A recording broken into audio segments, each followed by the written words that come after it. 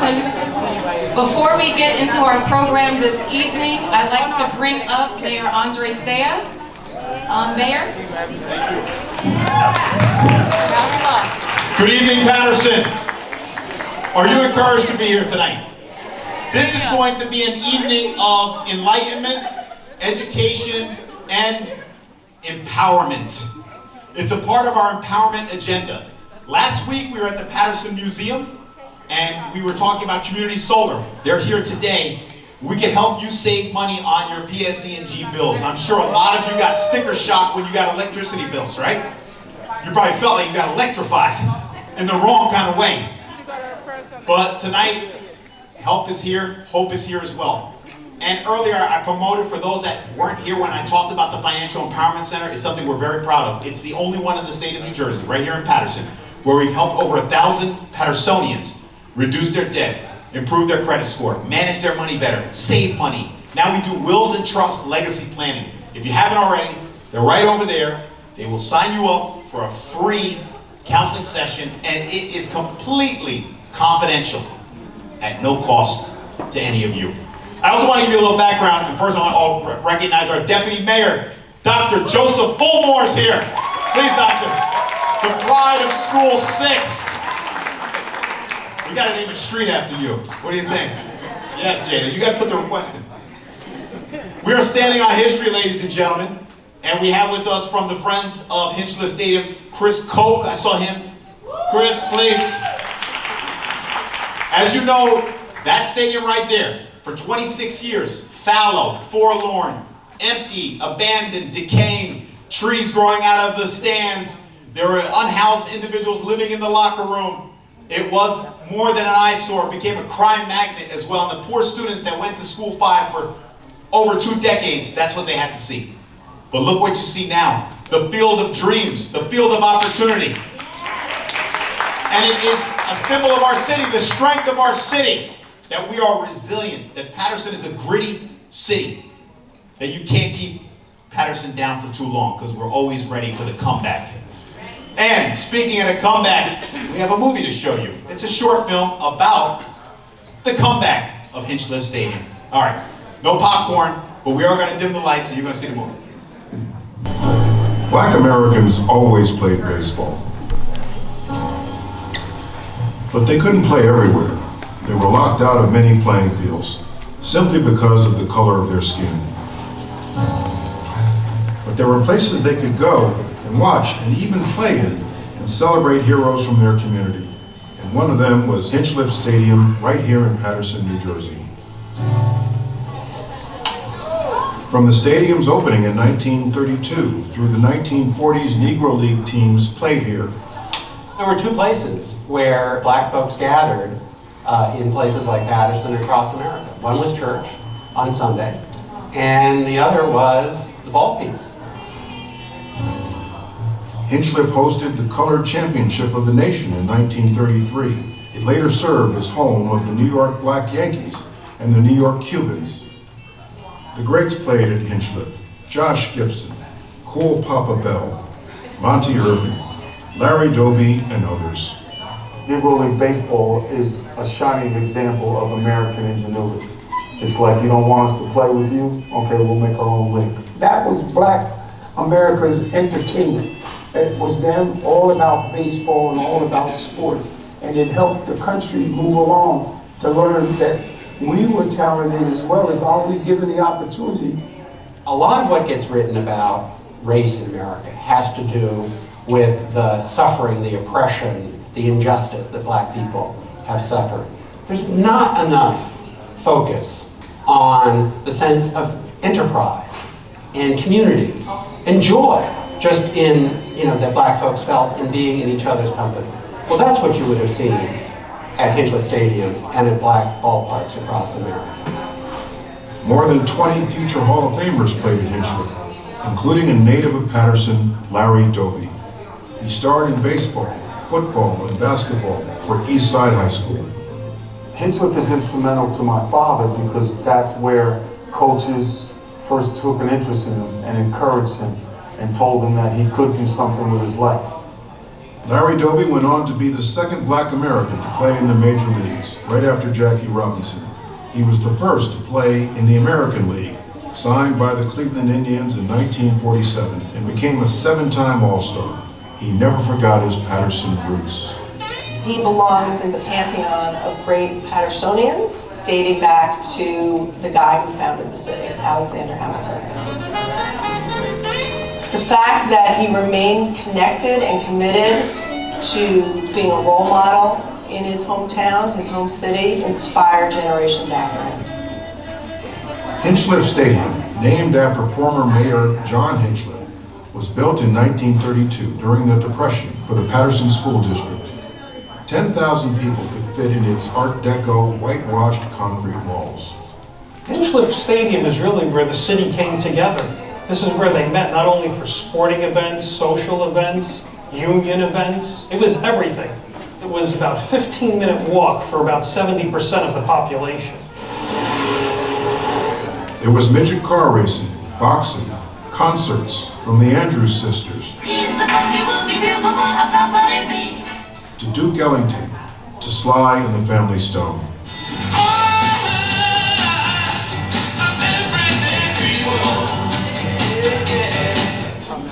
And a famous son of Patterson, Lou Costello, who performed there, asking, who was on first? The fellow playing first base for St. Louis. Who? The guy on first base. Who was on first? Well, what are you asking me for? And every Thanksgiving, thousands came out for the football game between the inner city high school rivals East Side and Central, now named John F. Kennedy. It was the game of the year for Pattersonians and Larry Doby. He would always talk about playing football on Thanksgiving Day against Patterson Central at Hinchliffe Stadium when the whole city stopped and everybody came to watch. I couldn't put a number on it, but it was always packed. I mean, it was always standing room. They'd have to stop selling tickets. People were trying to sneak in. It was that type of game.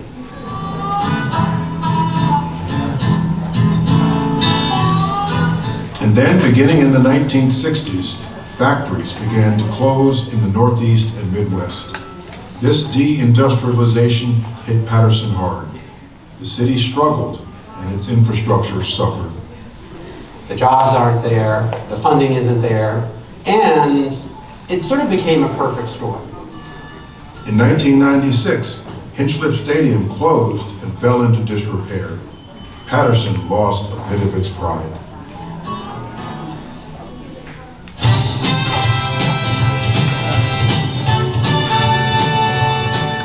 And now the comeback. A $100 million rebuild of Hinchliffe was completed in the spring of 2023. It includes a children's center, senior housing, parking, and the Charles J. Muth Museum to recognize and honor Hinchliffe Stadium's rich history. Hinchliffe Stadium!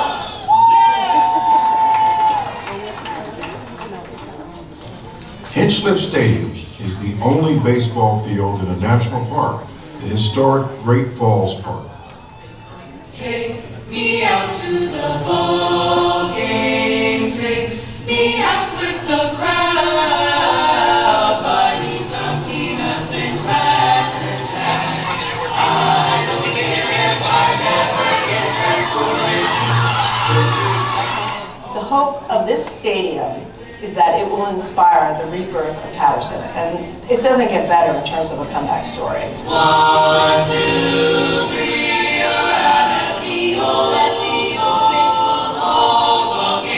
I think it's about imagining the future, partly by revisiting the past. You know, not every city in America has the building blocks of the kind of revival that you could have here in Patterson.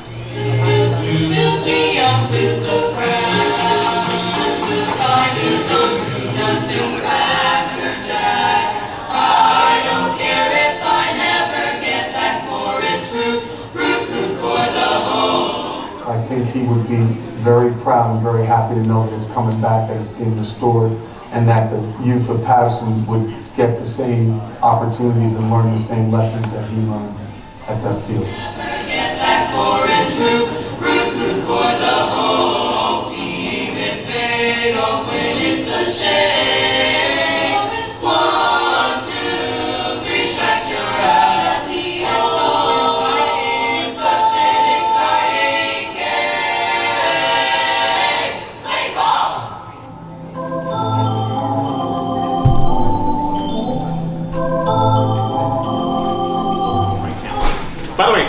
Inspiring?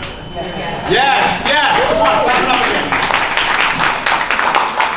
Just so you know, once we opened up the stadium, you saw that the New York Yankees game, and they hosted a free clinic for the children of Patterson. We also had Major League Baseball on Juneteenth of 2023. They hosted a free clinic for the children of Patterson. We were able to lure a professional baseball team from Little Falls. They were playing at Yogi Berra Stadium for 25 years. We have the New Jersey Jackals. They brought opportunities, job opportunities for Patterson residents. We also attracted a women's tackle football team, the Jersey Shore Wave. They play here. And now, starting in March, we have a professional soccer team, one of the most famous in this country. The New York Cosmos are coming to play here in Patterson, and they're bringing opportunities. As a matter of fact, my favorite story of a Pattersonian who was hired here at Hinchliffe Stadium is Leon Moses. Leon Moses is the head of security, and he's a Patterson resident. And he, speaking of resident, he lives in the apartments that we built not too far from here. In fact, it's within walking distance, 2 minutes. I always ask Leon, do you walk to work? He drives. You gotta get some steps on your Fitbit, Leon. Come on, I got like 20,000 right now. But nevertheless, I just want you to draw some inspiration. I hope that you are proud to be a Pattersonian, or at least proud to know that we have a historic treasure here in the city of Patterson. And I asked earlier if you were inspired. Well, if you are inspired, you're about to be empowered, because we want to create more homeowners in this city. It is critically important. I want to commend our Director of Economic Development, Tiffany Delaney. Thank you. And our partners, the Homeownership Foundation, Pathway, the Home Pathway. But we're going to hear from a young man from Patterson, I alluded to him earlier, who helped preserve the stadium so that we could bring it back to life. And that is Chris Koch. Good afternoon, everybody. Good evening. I'll just give you a quick history about myself. So I'm a product. I went to graduated from PS5 right up here in the hill. Graduated from JFK, class of '93. So go Knights. I know there's a lot of ghosts in here, but we ride it with the Knights. Let's go. Let's go.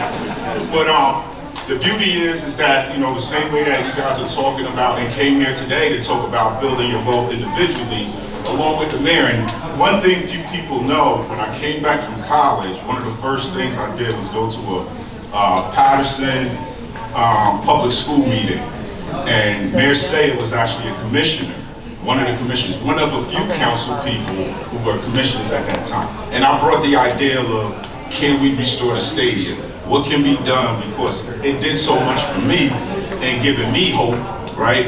And giving me a place to also socialize with friends that was on the same page, right? We was all into athletics at that point. I think that was just kind of the way it was in the city for some of us who were younger. If you was under 18, you played sports in the city, no matter what. So trying to bring back that type of energy. But I bring that up because just like the city, the mayor, and they made a decision to invest in the stadium, it raised the value of the city, right? And I know all of you here are looking to raise your own values individually and as families, right? And that's what you have a great team here. I want to thank Director Tiffany for inviting me out, because I'm a big proponent of home ownership. Now, obviously everybody got to get the right deal and you got to figure it out.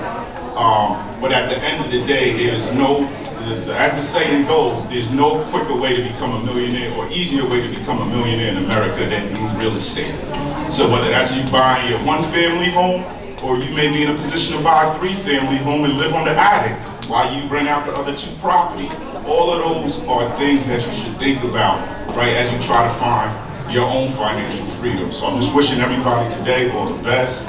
Good luck on your home purchases. Hopefully everybody can find a house in Patterson. But if not, you got a bunch of resources from contractors and landlords, you know, to architects and engineers that can help you develop your property or fix it up. So just let us know what resources you need. And like I said, I'm sure Director Tiffany has it all figured out. So thanks again and good luck to you all.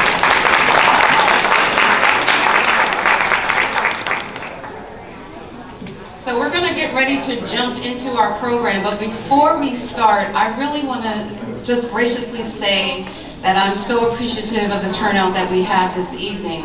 It speaks to what is really needed in this community, which is home ownership. That is the quickest path to building wealth in this community. And so people don't realize that the American dream can be realized. We've been left out of the conversation for so long, but this is an opportunity to really create legacy for our family through homeownership. You can borrow against your home to help send your children to school. It's just better ways that we as a community need to really start, rethinking, just changing our mindset, right? So there are a few people that I just definitely want to give a shout out to before I turn it over to our presenter. But I certainly want to recognize and honor many of our community partners who made this all very much possible. So one, I want to bring up my good friend Jada Fulmore, who is with the Fulmore Foundation.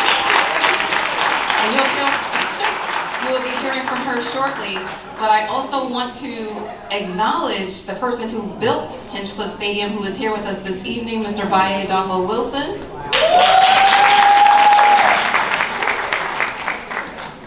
And I certainly want to extend a very heartfelt thank you to our presenter from My Home Pathway, Castley Johnson and Jeff DeRose, who you'll hear from. And last but certainly not least, I have to absolutely thank my staff from the Department of Economic Development who are here, who are volunteering to make this all possible as well. So for my staff, if you could just raise your hand real quick. But no, we're so thankful for you all being here this evening, and I want to turn it over quickly to Jada and then to our presenter. Very quickly, welcome everybody. Good evening. I know your stomachs are growling, but we're glad that you're here this evening. Quickly, thank you to my team. Thank you to the collaborators. Thank you to the vendors who have surrounded the perimeter here. Thank you all for coming, and now is the time to act. We're living in uncertain times. So right now, there are programs, there are resources that you need to take advantage of now. So make sure that you make it your business to stop at each and every table. Get your information, put tools in your tool belt, and make it happen. Thank you. Just one quick announcement. If you are parked over across the street in the fire parking lot, you need to please move your car right now before it will get towed. So having said that, I would now like to bring up our presenter of the evening, Mr. Castley Johnson from My Home Pathway. Good evening, good evening, good evening. So real quick, I don't even know my name. So Baye is gonna try to not say something and be slick. So I'm gonna call him up. So you're all sitting in this beautiful space because of this gentleman. So I want to give him his flowers while he's here.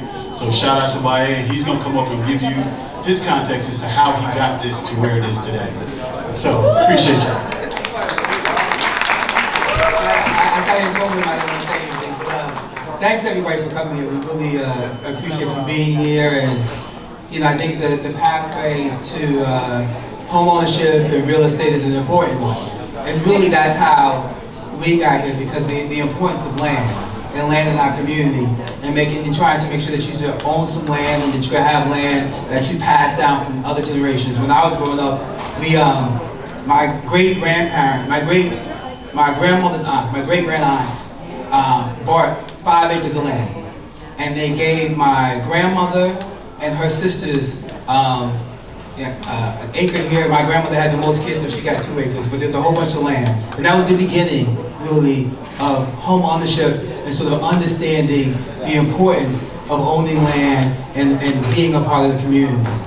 So to fast forward to Patterson, I got involved in this project because actually it's something something asked me to get involved. I grew up in Patterson, I grew up on 11th Ave, I went to school 26, I went to Tech, but I had been in Newark for like 30 years. And Shavonda, I went to high school with Benji. So she said, well, why don't you come back to Patterson? You've been in Newark all these years doing this work. And we came back and pulled together a team, built on the work of a lot of people, and pulled together some financing to do the preservation and restoration of the stadium, the 75 units of housing that's on the other side, the parking garage, and this museum, which is a civil rights museum dedicated to Major League Baseball. And when I was growing up in Patterson, I didn't know all these amazing players that you see on this wall that look like y'all actually played in Patterson. So it's an important part of what we're doing. But in the context of moving forward and making this step, this organization and group that pulled this together is really doing a tremendous job. And I really hope that out of this event, you guys see and get information that leads you down the path to becoming homeownership, because that's really an important part of how we in our community transfer wealth to our children. Thank you.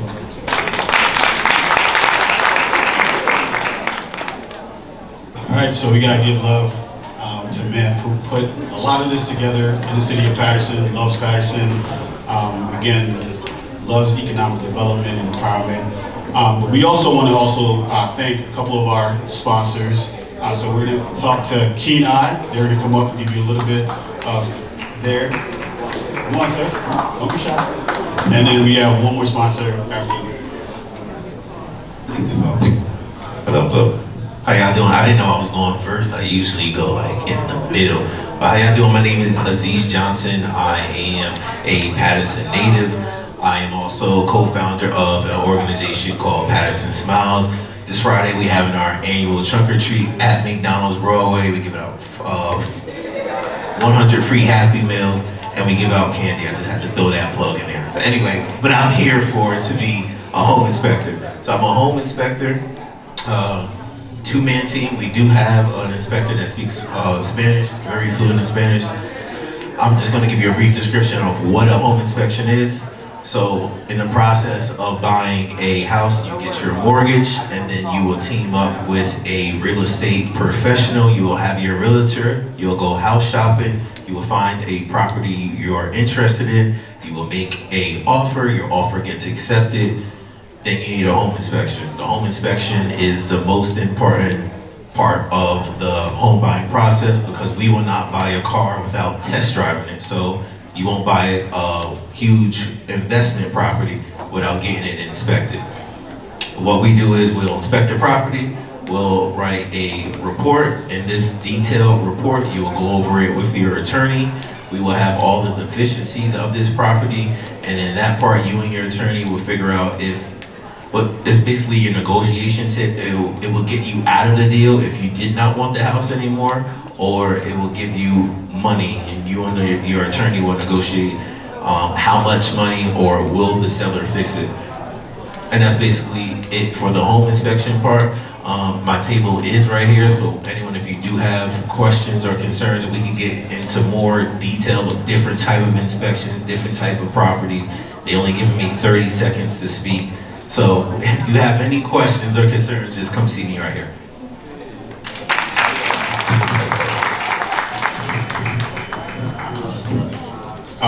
He's actually really on point. A home inspection, especially for first-time home buyers, if you're not used to the process, you really need to understand like what you're buying.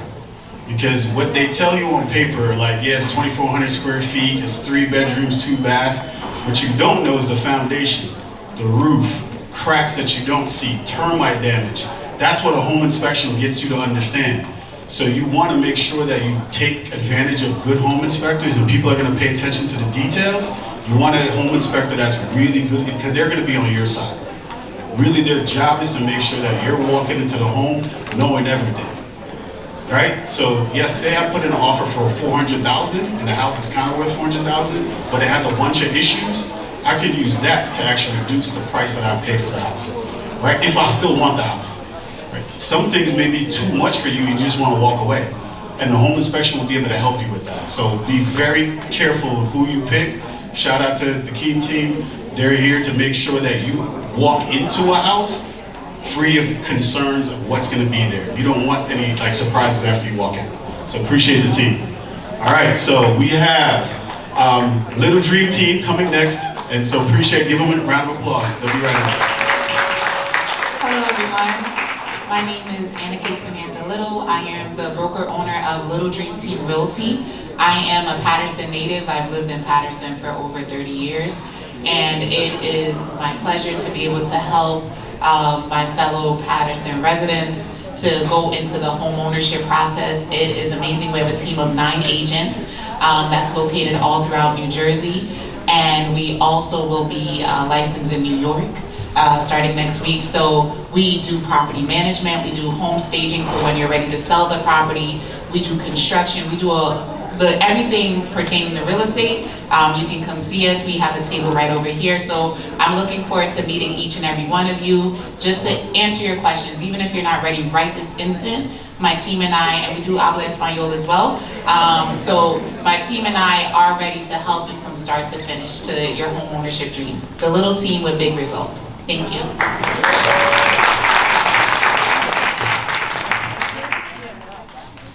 All right, thank you guys again. Give you guys yourselves a round of applause for being here, right? You didn't have to be here today. Obviously, it shows your interest. It shows that you're really into trying to figure out if home ownership is for you, right? You have to be able to understand, like, is it for me or not? It's not for everybody. Let's be 100. Like, everybody shouldn't be a homeowner. If you're going to move in the next, 1 year, and you know you're going to move, don't buy a house. Because buying and selling is going to put you in a situation. So make sure you understand what it truly means to be a homeowner. That's the really important part. And I know we have some people in the back standing. We're going to try to grab some chairs for y'all, some extra chairs. But again, appreciate y'all for being here. And thank you guys, for, all the stuff that you're doing to just make sure that homeownership is the right spot for you. So I'll give you a quick background. So actually, I think my background is in here. Let me just check. All right, a little bit about us. Who's My Home Pathway? We're a fintech platform here in New Jersey, which helps people to understand where they are in the home ownership buying preparation process. So we help homeowners who have either been rejected for home ownership applications before, or you have considered yourself have a higher risk profile. So, or you don't know, right? You don't know where you stand in the process of becoming a homeowner. So you can come on our platform, and it's a desktop, but mobile responsive platform that you can connect your data to, and then we'll take your data and be able to assess you against what it takes to get through the pre-approval process. What does a pre-approval process mean? It means that's the first time a bank is gonna look at you, a lender's gonna look at you and say, hey, would I give you a loan, right? That's the real first step.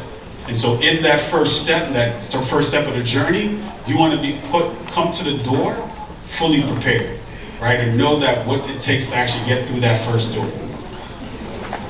A little bit about my background. I've been in financial services for about 15 years. I was a bank examiner at the New York Fed. Anybody know what the New York Fed is, by the way? Yeah, we got one person, really? Nobody knows what the New York Fed does? 2, 3, 4. All right, so New York Fed is a central bank. Well, one of the central bank Federal Reserves of the US. And so I was a bank examiner at the New York Fed in 2008. That's during the financial crisis. What does a bank examiner do? Think of them as auditors for banks. We look at the banks to make sure that they're operating in a safe and sound manner and they're taking care of your money, the deposit money that you put in there. So that's my job as a bank examiner back in 2008. Since then, I've worked at a couple of other large institutions, Goldman, AIG, Ernst & Young, Bank of Montreal, all on the risk side of banking.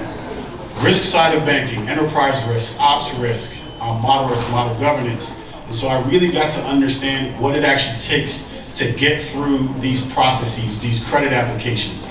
Credit applications, whether it's for mortgage, credit card, auto loans, personal loans, it's the same process. You're being risk assessed from these banks. What does that mean? I'm gonna give you a super simple example, and I use this example all the time. How many people here have family and friends? If you ain't raising your hand, you lying. So, you have family and friends. If you might not even want to claim some of them. Some of y'all look like y'all don't want to claim your family and friends. All right, got you. You know in your own family and friends, if you lend some of your friends $100, they'll give it back to you. Do you know who those people are? If you lend $100 to some other people, you know you are never getting it back. Do you know who those people are? Yes. Cool. Here's a funny, I'm gonna give you a super simple, I'm gonna run this back, I'm gonna tie it in. That is called your social credit score. You already calculated in your own brain who you give money to and you can get it back. And who you give money to and it's a charitable write-off. You never get that back, right?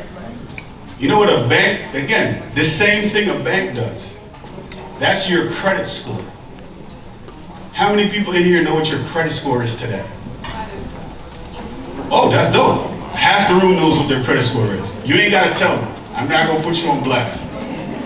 But if your credit score is under a 700, don't raise your hand. If your credit score is under a 700, the bank, actually under a 660 technically, 660 is subprime cutoff for the OCC and FRB, which are the two bank regulators.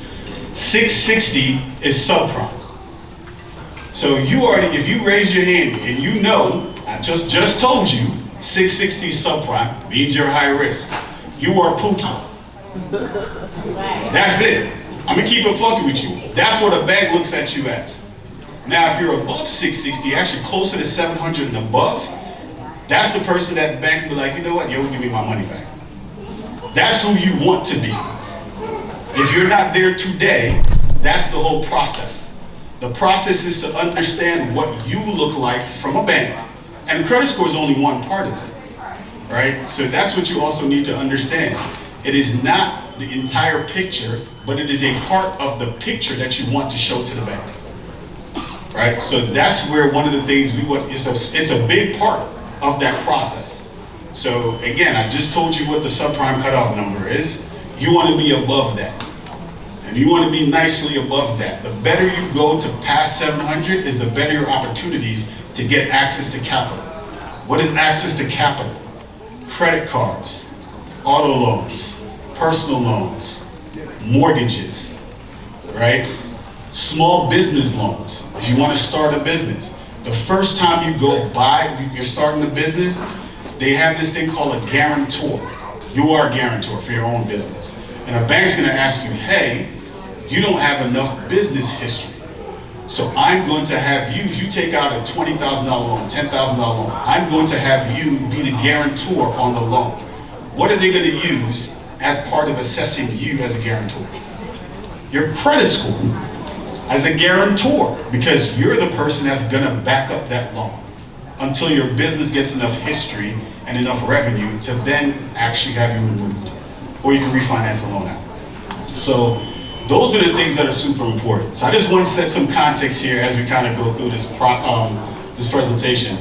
And I want this to be interactive. So I'm going to ask y'all questions. I'm not just going to be up here talking at y'all.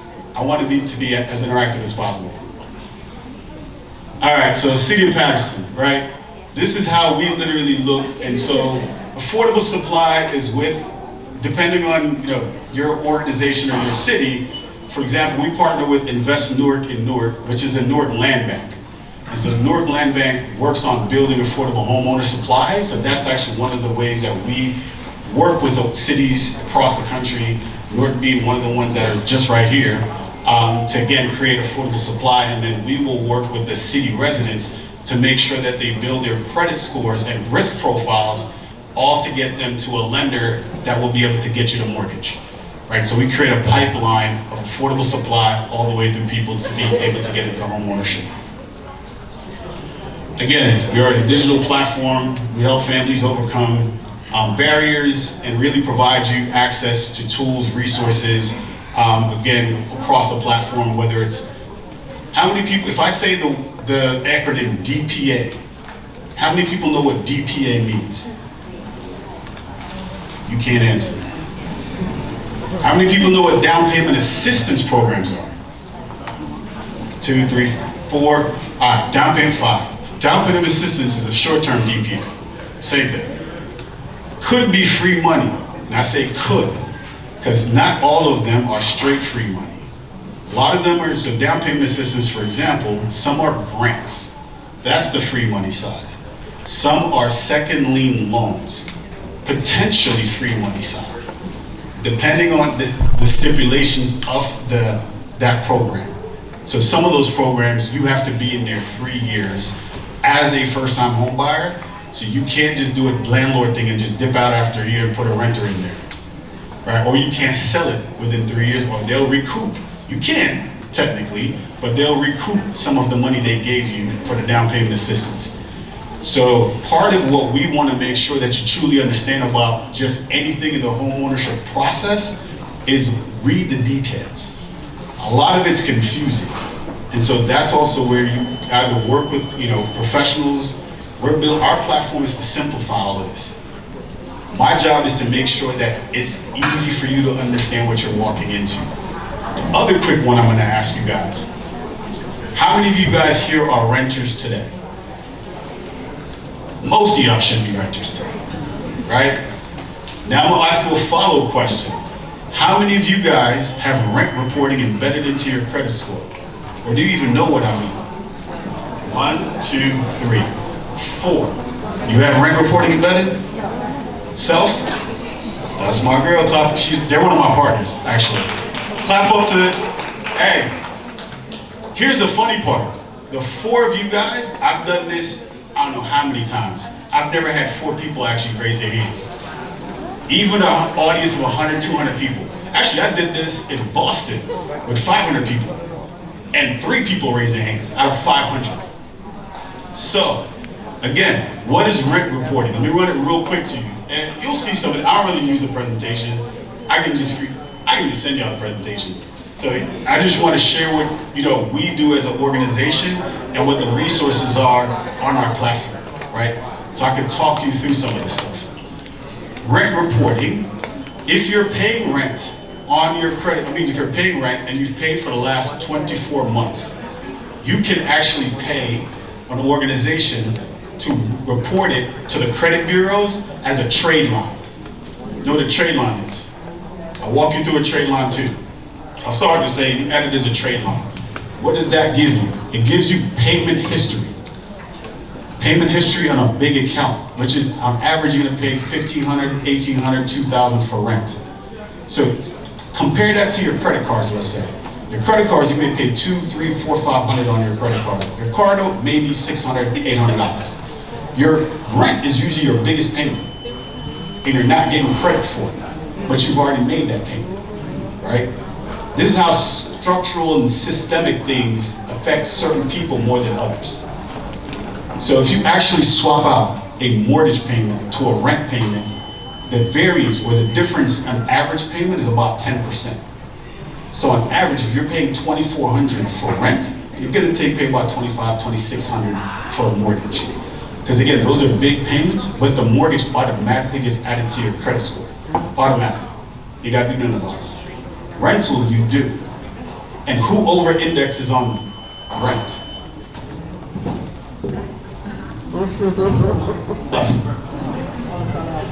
You know what the average increase in your credit score is going to be when you add rent reporting in there? Somebody take a guess. So 4 people said they did it. The average is 40 to 50 points. You know how much it costs? Well, there's a free one, but I'll give you the context for the free one. Experian Boost has a free version. So you can do rent reporting through Experian Boost. Now the problem with Experian Boost, it only reports to Experian. So you only get one credit bureau that's gonna see your credit score go up. The other 2 won't. So when you go through a mortgage process, they'll actually throw out the higher score, which is Experian by itself.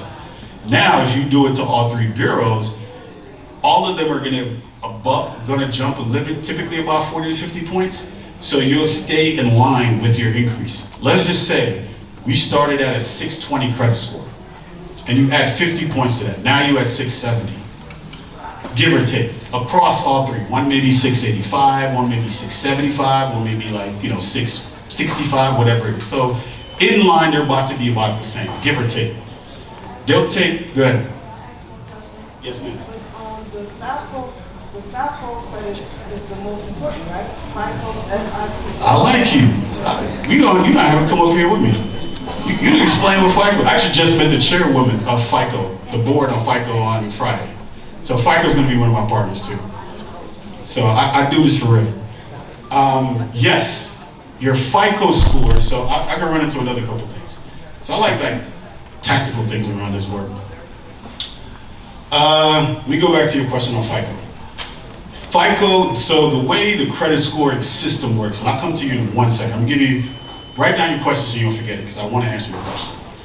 The way the credit system works, there are credit models that make up the score.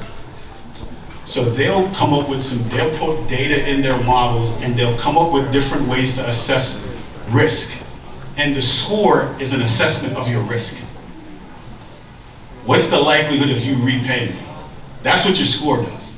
Your score tells a bank, the higher your score is the least amount of risk I have as a bank. So the lower your score is, the higher amount of risk you have. So that's why they either reject you or they charge you a whole lot of money, right? So that's why you want to keep your score as high as possible, or keep it trending up. FICO is an organization that creates the models that create your score for most people. There's another set of scores called Vantage. So Vantage was another competitive company that came up with actually just the bureaus. So TransUnion, Equifax, and Experian came up with their own model to be competitive to FICO. Because FICO was the 800-pound gorilla in that space, in the credit score space. So there's another competitive set of models that's called Vantage. But 90% of lenders use FICO. So for all extensive purposes, we'll focus on FICO. Vantage is coming. Congress just passed a law, I think 2 years ago, that now allows Vantage scores to be used for mortgage origination, which is to close your mortgage. Before it was only FICO.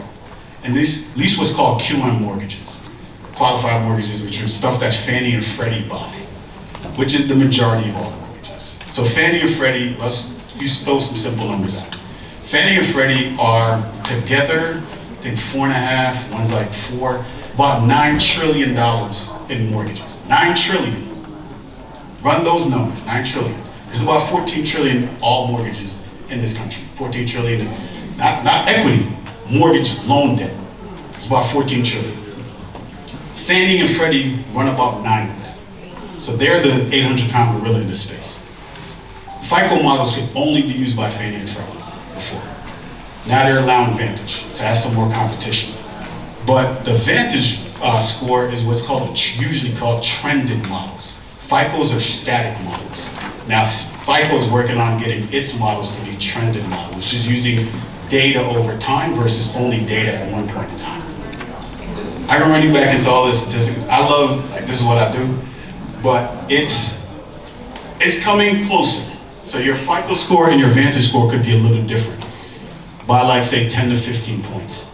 So that's usually kind of where the difference is, because one's using just like a point in time data and one's using data from like 3, 4, 5, 6 months ago. Because they're looking at the trend of your behavior. They're seeing if you're doing this, or doing this. FICO is just looking at like today, where do you stand? And this is what I'm pulling. Vantage was like, I'm gonna check if are you doing this thing? Are you doing like consistently? They're looking for consistency over time. Because then I have another question, as you're bringing up the FICO thing. How often do you think your credit scores change? So every 30 days? Anybody else got answers? Every 3 months? You got every 30 days, every 3 months, any other? Every other day?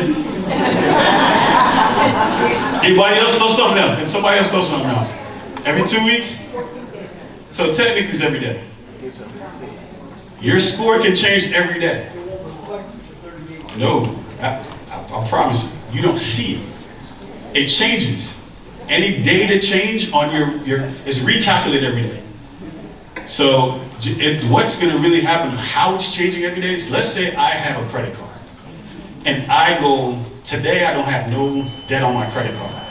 And I go tomorrow and pull out 20 grand for a vacation. And my credit limit is 40 grand. Tomorrow I have 50% utilization on my credit card. My score changes tomorrow, not 30 days from now, and not 2 days from now, tomorrow. Now, I might not see it. Here's what it is. As a consumer, you get refreshes on your data. So as a consumer, I might sign up to an app. They're gonna tell me, hey, I refresh. I tell you, I do this. I have a 1-week refresh in my app or our platform. That means if the data changes tomorrow, I won't even see it for 6 days to refresh to you. So you don't see it for that 6 days. But your score dropped that next day when you did that. You just don't see it. Now a lender, when they do a pull or alert, they'll get that new score. They'll see that new score. Then you'll be like, oh, my score is 750. No, it's 640 now. Right? It ain't gonna usually drop that drastic. I'm just giving you an example. But you might have just saw it and got gas like, oh, I got a 750, I got all this money, let me swipe 20 grand. That 20 grand or whatever it is going to impact your score. You just may not see it immediately. That's also very important when it comes to the home buying process. And I'll walk you through why that's gonna be important. But these are the types of questions and things you need to know about the things that impact your risk assessment, right? Going into the mortgage process. Obviously you have realtors, you have mortgage loan officers.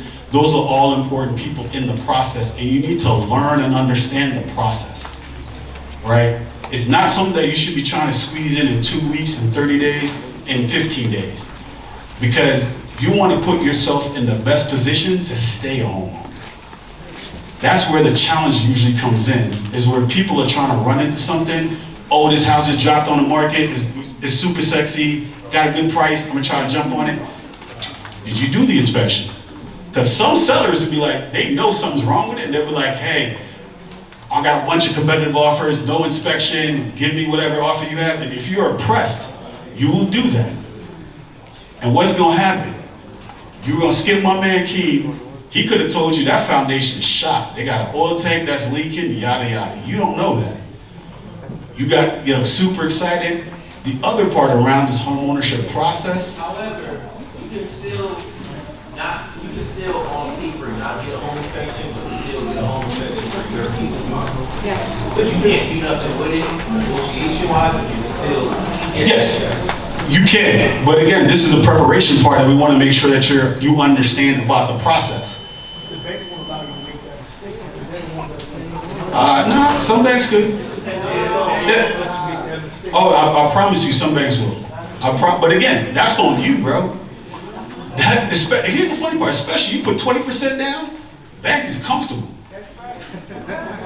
These are the differences in the game, right? 3.5% down, they're gonna be a little tighter. That's FHA type of territory. 20% down is a conventional, typically, and I'm giving you just typical places here. They got room. So if you mess up, they got enough room, typically, right? And especially in a good housing market, like, bro, you jacked up. I got a gap, right? And so, yeah, the foreclosure and all that process is a bitch, but they're still gonna get their money. Here's the thing. Mortgages are very low in delinquencies. What does delinquency mean? Late payment and actually missed payments to where they actually foreclose on you. They're one of the best products for a bank, period, right? And it's recourse loan. Recourse, I can take it back. That is the part that the bank already has on you. So it's a recourse loan, and they usually give you enough room in there, again, if it's a 20%, to actually be able to be like, all right, bro, I'm not as stressed. If it's a 20%, if it's a 3.5%, little different. And so they will try to super encourage you, if it's at 3.5 to 5, to go get that home inspection. They will super encourage you. Now, there's some institutions that be like, hey, we can slide this through. I wouldn't recommend it, right? So this is where, again, learning the process, learning who are the players in the process, what does a loan inspector do, what does a realtor do, what is PMI versus homeowner insurance? Anybody know what those two things are? Actually, I'm gonna give you PMI, let's spell it out. It's called private mortgage insurance. The other one is called homeowner insurance. Two different things. And you're gonna need both of them you're definitely gonna need one, for sure, unless you're a cash buyer. You put 20% down, you don't need to. There you go. Or a cash buyer. If you put 20% down, private mortgage insurance typically goes for anything under 20%. Typically. And if you get it under 20% and it hits past, your equity hits past 20%, you can negotiate it, you can get it off, depending on the actual institution. But that's, again, a process. So you have to learn and understand that process. What's the trigger for me to get PMI off my payment? Because PMI could be 0.5%, it could be a little bit more. So you want to make sure that you understand what the processes are for all of this stuff. So I'm throwing out these terms to you guys, so you can look them up. I'm trying to explain them to you, but you can also make sure that you understand what all these terms are. because those are gonna be things that you have to think about in the process. So that's why just the mortgage payment and your credit score is not it. It's a part of it, but there's all this other stuff. Who here knows what your property taxes are? You have another question? Oh, I forgot you two, my bad. I'm gonna come back to you. I'm gonna come right back to you. Sorry. For homeowners insurance then, if you could go for PMI insurance, so home insurance, that's the other one I was talking about. Home insurance covers your house if anything happens to it. For you, and technically you and the bank. It's actually technically for the bank, but you're covered in there too. So if your house catches on fire and burns down, that's what the homeowner insurance pays for. If a tree falls on your house, that's what the homeowner insurance pays for. Right? If you have any damage, significant damage to your house, hail damage, wind damage through like crazy weather events, homeowners insurance will pay for that. It's typically from an insurance company. So an insurance company will come out, and so you'll have like your Allstates, your State Farms, your pretty large insurance companies. There's some smaller ones here, probably some local Patterson insurance companies. They'll be able to come and say, hey, this house is worth $400,000 or $500,000, and we're gonna write a policy for you for that $400,000. They're usually gonna cover at least your note, which is the mortgage on your house, is usually gonna at least cover that. It's never gonna be less than that, because the bank wants to make sure that they're good. Typically it can be more. Well, they'll cover the value of the house. So your mortgage note and the value of your house could be different. But let's say they're gonna cover at least the mortgage note, and so that the bank, anything happens to your house, your bank's gonna be covered. And it's usually there's some benefit in there for you as well as a homeowner. And then PMI is usually if you miss payments. It's like insurance to the bank as well for you missing payments. That's really what it is. If you default, there's some insurance on that side. But that's not for you. That's not coming to you. Yeah, that's for the bank. So again, these are some questions that you need to, and thank you for asking those. You had a question? Yes, just to go back to the rent reporting. Mm-hmm. You said Experian uses the free service. What's Yes. the paid service? What's that? Self-lender is a paid service. Experian, you can do all three with them? You can use Experian to pay all three. I didn't know you could do that anymore, but yeah, Experian, you can do all three as well. Shoot, don't quote me on it. I'm on camera, so I can't even give you a number. I don't know. Because then, and funny part is, I shouldn't know, because Self is my partner. So Chris is gonna see this video. Chris, don't hold me to it. But it's pretty cheap. Yes, good question? So Self also allows you to put in your utilities, like PSE&G. Is that beneficial as well? Yeah, so it is, except for mortgages. So there's stuff called alternative data that it's great for like credit cards. So it's good for every other product, consumer credit product, except mortgages. So utility payments, that history doesn't go through what's called desktop underwriting for Fannie. So utility payments will get pulled out. So when you're going for your mortgage, they'll pull your utility payments out, but they'll keep your rent reporting in. So your rent reporting will stay, that's fine. Utility payments won't. So they'll have you pull that before, or they'll just literally pull it out your credit score. But you can, so and I would do it, period. Because guess what? It can help lower your interest rates on your credit cards, which can help you in a couple of different ways. So stack all of that stuff as you can, utilities, rent reporting, but going through a mortgage underwriting process, they'll make you pull those. Yes, ma'am? Do you have a credit score? Okay. If you have a zero balance, so they want you to have a balance, like 2, 3, 4% on your credit cards. It's not negative, but payment history is how you really build your score. Any payment history? I would get one, or get a credit builder card. Just get one, open it, and now you have credit utilization, and at the worst case, pay $50 on it and auto pay it. Just to build the history, or there's some things called credit builder loans. Self has one. Self is actually, that's the first product I got with Self. Credit builder loan, where it's literally like a CD, certificate deposit, where you actually like build up savings and you actually build your credit score at the same time. So you can do that too. That's another product you can use. With the credit building, it gets you your first credit card, and then it also gets you the third credit card as well. So you actually build credit. So it's a credit builder loan. It's called a secured card, and then you get an unsecured card. Yeah. I actually taught them that process. They owe me money for that one. If you have a bank, if you bank, just go to your bank and get a credit card, because those other credit cards are deceptive. It's a process. If you go to your bank, they don't give you a credit card. It depends. Self is actually pretty simple. It depends on who your bank is. Like some banks are much simpler. If you have a credit union, a smaller local community bank, they're easier. They're easier than like a JP Morgan or a Citibank. And I deal with them, so I already know. It is not the easiest, but if you have a credit union, you have a community bank, you can leverage that. You can get a leverage self. There's just different ways for you to be able to do this process. All right, so again, you have all these vendors. So after this, so I'm gonna try to wrap up so you guys ain't too tired, but we do have all the vendors here. And we have food as well, so I'm between you, food, and vendors. So we keep it funky. So I try to make it as informative as possible, but not to drag you out so you can go hit all these vendors that are here. Because again, these are people that are invested in trying to help you to get to that next spot. They've taken their time to show up the same way like you've taken your time. So meet as many of these vendors as possible and talk to them, right? Because they'll be able to help guide you along the way as well. So again, this is what our platform looks like. I'm probably gonna end up sending y'all this whole presentation because I'm not gonna talk through this presentation.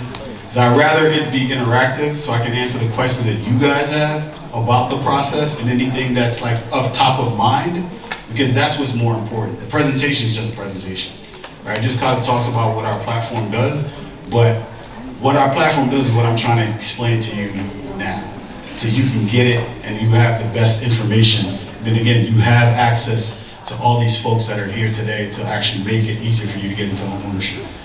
There's a little bit about the city of Patterson, and again, we've helped about 3,000 users on our platform so far. We have a couple of pretty significant partners. The OCC is one of our partners. They're the bank regulator down in DC. They have a financial inclusion program called Project Reach, which we're the second startup that ever did anything with that team. And we launched a pilot with the OCC, which targets 6 cities. Newark is one of the cities in Jersey that it targets. We're actually gonna throw Patterson in for phase 2 of the pilot. But again, our goal, and so again, see self, they're prominent on my joint. So shout out to Chris. National Debt Relief, Habitat for Humanity is one of our partners. We've got Liberty Bank, Ponce, HPP, LendKey for student loan issues if you might have those. And then TransUnion is also one of our partners. So we partner with the bureaus. Freddie Mac is one of our partners. We don't have him on here. But we have a down payment assistance program through Freddie Mac, or access to their DPA1 program. So they have about 950 down payment assistance programs in their database. One of our other partners, Down Payment Resource, Rob Crane's team, they have about 2,500 to 3,000. Number changes every year, but they have tons of down payment assistance programs across the country. So that's, again, typically free money. Again, Patterson, homeownership rate, not that great. I ain't gotta read it to you. We gotta be able to figure out what are the ways that we can get as many of you guys approval ready and to be able to find affordable supply in the city of Patterson so that you can actually have more first-time home buyers. Let's bring that up to 40, 45% for the city of Patterson. You'll start to see wealth grow in the city of Patterson. 70% of wealth for the middle income Americans is their home equity. You know what the average home equity in the country is today? Again, I like asking y'all questions because I want y'all to know why this is important. What do you think the average home equity in the US is today? Come on now. Who said 350? All right, anybody else? It's money, right? 650? What's the average home equity in the US 2024? Actually, nobody has 2025 numbers yet, but 2024. 500. What year is that? it is a slightly decreased from police No, that's incorrect. It's 380. The average home equity is 380 in this country. That's the, no, actually, my bad. No, 380 was, my bad. You're right, it's 320. I am so sorry. 320 is right, my bad. It went up from, it was, again, if you actually think like a couple years ago, it was 215. 215. Average is 320. Those are huge numbers. People's 401k are sitting at like 50, 60K. This is why home ownership ends up being a huge opportunity for you. And that's average. We're in the Northeast. It's higher up here. Because you gotta think, Alabama, Mississippi, Louisiana, all that's in there. And so like, again, average is in there. It's a huge opportunity for you to build wealth for you and your family, right? Now, first time homeowner prices are going up. The other part is affordable supply. So that's the other piece that we gotta fight against. Nobody builds 3-bedroom, 1.5, 1,500 square foot houses anymore. That's a problem. Those used to be called starter homes. We don't build starter homes in mass anymore. It also seems like people are holding on to their homes. No one is selling homes. Well, again, think about pandemic interest rates. Yeah, because a lot of people. 60%, I think the random number the last time, 60% of people had interest rates under 4.5%. So, if I'm sitting on chunky equity, and I ain't gotta go nowhere, because typically the boomers would sell and downgrade and move to Florida. But part of the problem is Florida's homeowner insurance has tripled in the last 2 years. Anybody remember the Surfside condo collapse? You know what that is? So 3 years ago, there was a whole condo in Florida that just collapsed. That was on South Beach, pretty much, right in Miami. Because of like erosion. So salt erosion on the foundation, and they never took care of it. So a lot of these condos were just undercharging for the HOA fees so that people could afford it to a certain extent. But they just didn't take care of the whole building, the structure of the building. The entire building collapsed. I think like 200 some people died. It was pretty bad. Now, that caused a whole flood wave of HOA reassessments across the country, not just Florida. Florida was hit the hardest, so Jersey reassessed its HOAs. So Jersey in 2024 had all the HOAs push up their assessments. Well, had you do a self-assessment to see if you were not capitalized enough and taking care of all the things that you're supposed to take care of. So a lot of those folks that would have been in Jersey, New York, etc., that would have sold their spot, moved to Florida, whatever, took that money, they're not doing that anymore. They might move to like South Carolina, but there are some challenges there, they're not as cheap. So it's changing the dynamics of supply. And plus people stop building those 3-bedroom, 1.5 baths. Everybody wants 4,000 square feet or 3,500 square feet. Bro, that's not your first home. That should be your second, sometimes third home. So we have to also understand the concept of what starter home is. You're not gonna be you should not have to think about me balling in your first home. I just need to get in. Get in where I fit in. And so if like, there's another thing called DTI, debt to income ratio. So if I make a certain amount, I have to make sure that the payments that I can afford don't crush me. And so the bigger the house is, not even the bigger the house is, so we're gonna correlate size with price, right? How much you pay for the house. If you're typically trying to push for 25, 27, 2,800 square foot, you're gonna pay more for it. If you're buying a 3-bedroom, 1.5, pay a little bit less, typically, right? Because it's size and square footage. And so if I could do a 3, 1.5 for say like 300,000, but the 2,400, 2,700 square foot is gonna cost me say 475. But I really can only afford the 300,000, but if I super stretch, I can somewhere get to like 450, but then you're called house poor. So you have to understand the concept of house poor, which you don't want to be as well. Because anything that happens, car brake blows up or something like, you know, your engine needs some real work, and you're $500, $600, $700 in a payment for that, and you're tight because you in the maximum house that you can afford, your bills is like just making it every month, that's a challenge. right? So that's how you'll start missing payments or being late on your payments, only doing partial payments, etc. You don't want to put yourself in those situations. That's where the private mortgage insurance is coming in? Oh, not yet. That's when you're done. When you're done, that's when that comes in. And that's for the bank.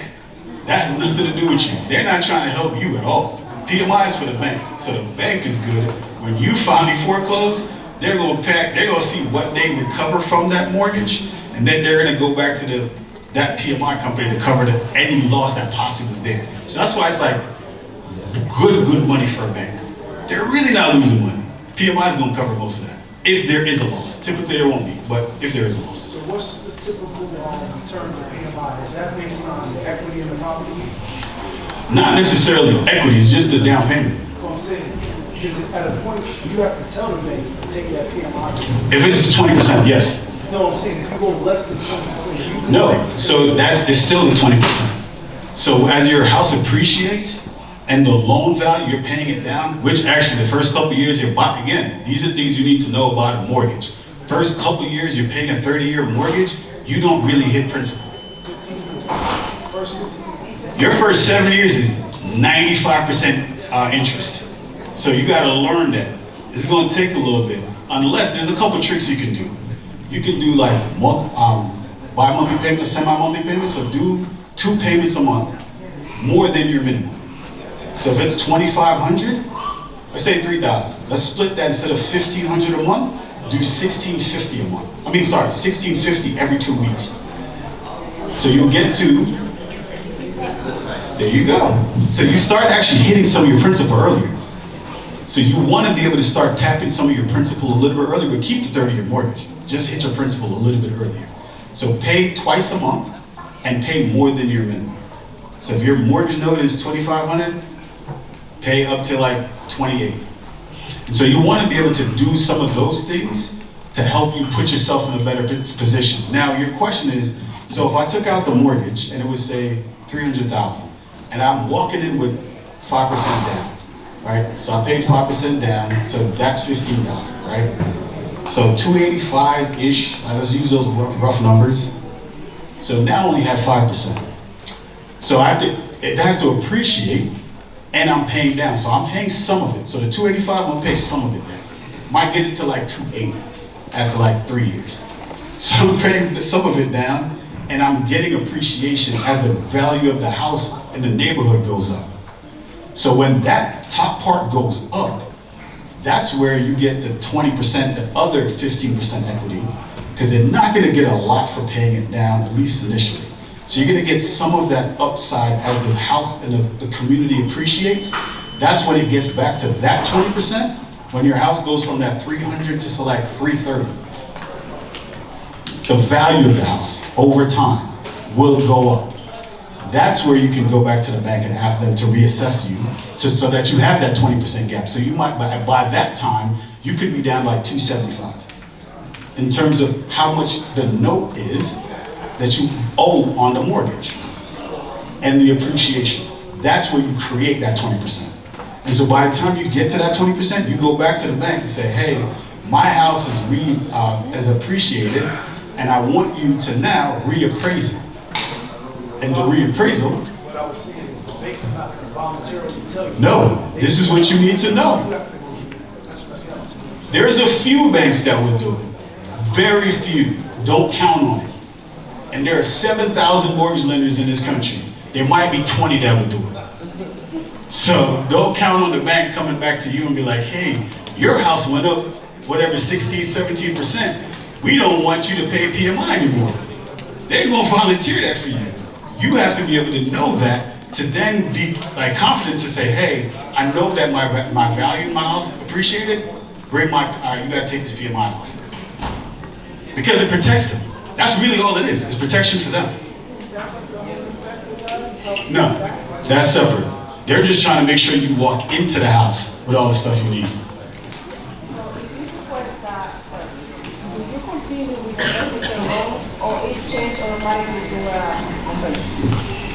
I think you can do a new FHA refinance without the PMI, but it depends on your institution. No, you don't have to. You don't have to refinance. And if a bank tells you that, be careful with them. Yeah, but again. Like me, before the pandemic, I had 3.0. Yep. And one goes to 3.75 for the property. But if I actually access the amount, I was skeptical because I could have changed it and say, oh, if I have to finance, and now I'm going to have like 6. Yeah, so that's where it becomes tricky, right? Because if you have a 275 locked and you ain't trying to move it, here's the thing, your bank will play games with you. Because they don't want you to keep that 275. So they'll like conveniently forget to tell you that you don't have to refinance. Because again, if you're locked in and so I'm like, I'm not making money on 275. No, your bank is being shady. I don't even like, again, this is being recorded. That bank is shady.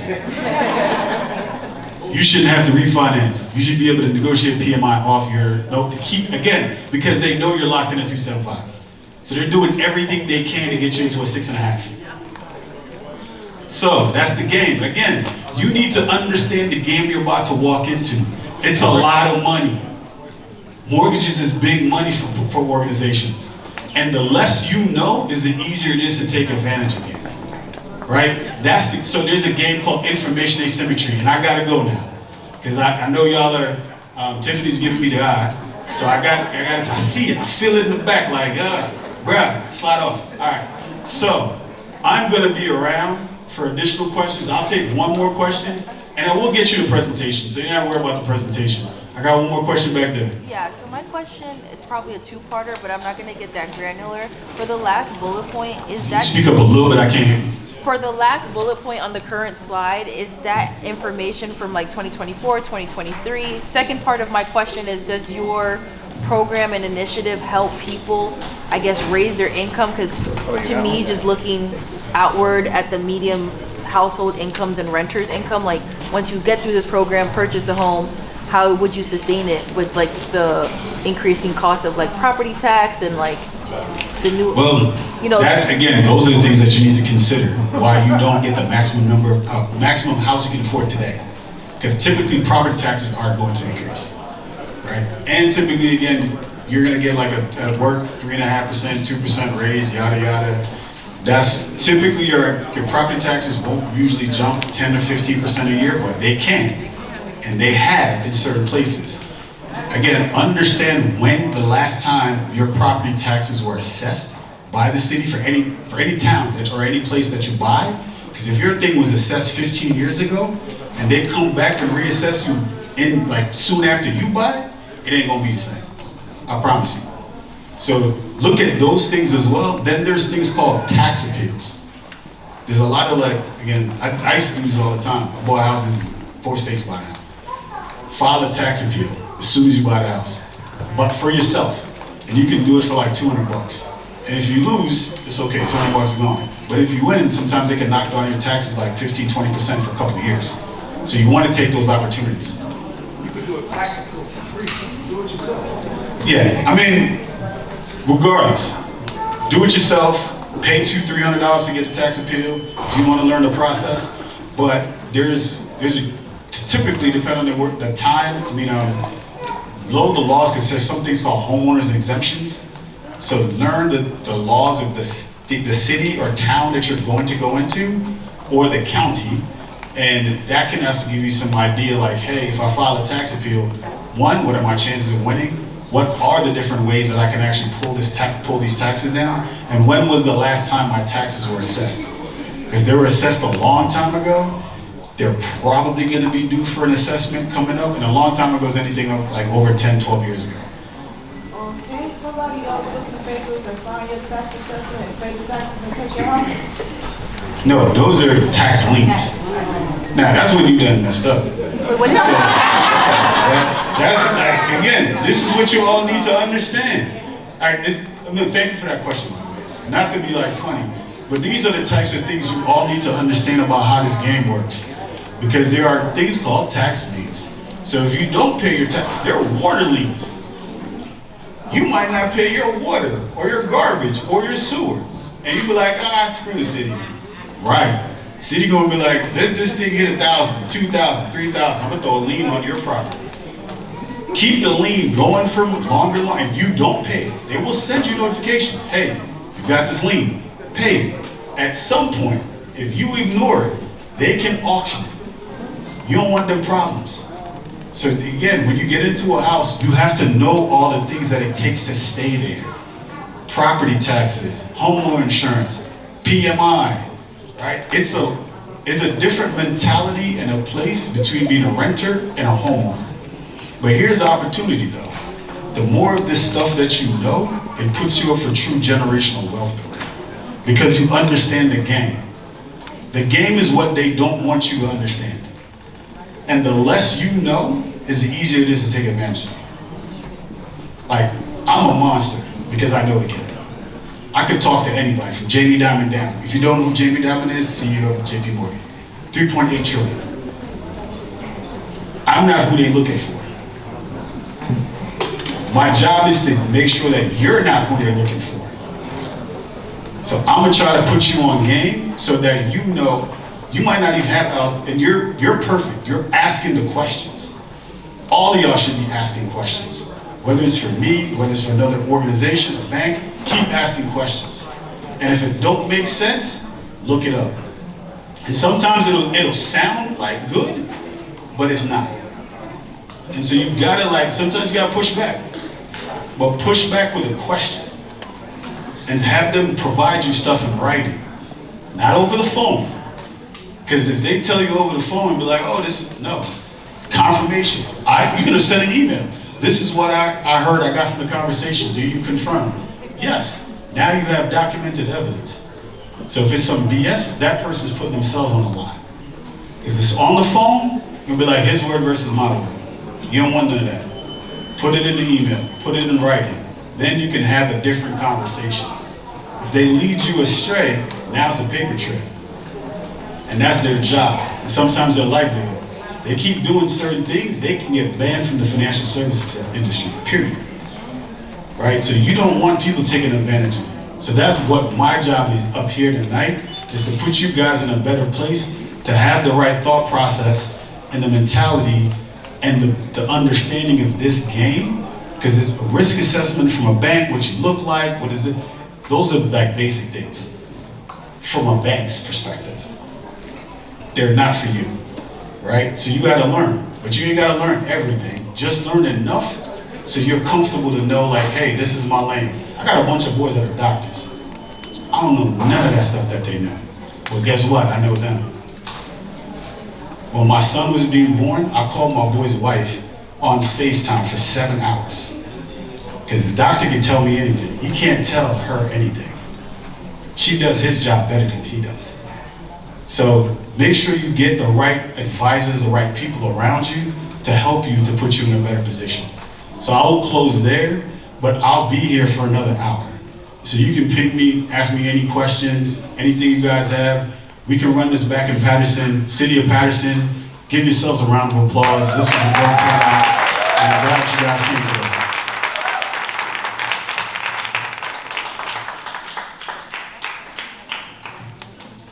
Let's give another round of applause to our presenter.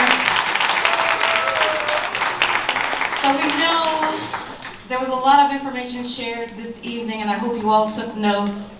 We will look to do a follow-up sometime in the future, so just look out for emails that'll come either from myself or from Jada from the Fulmore Foundation.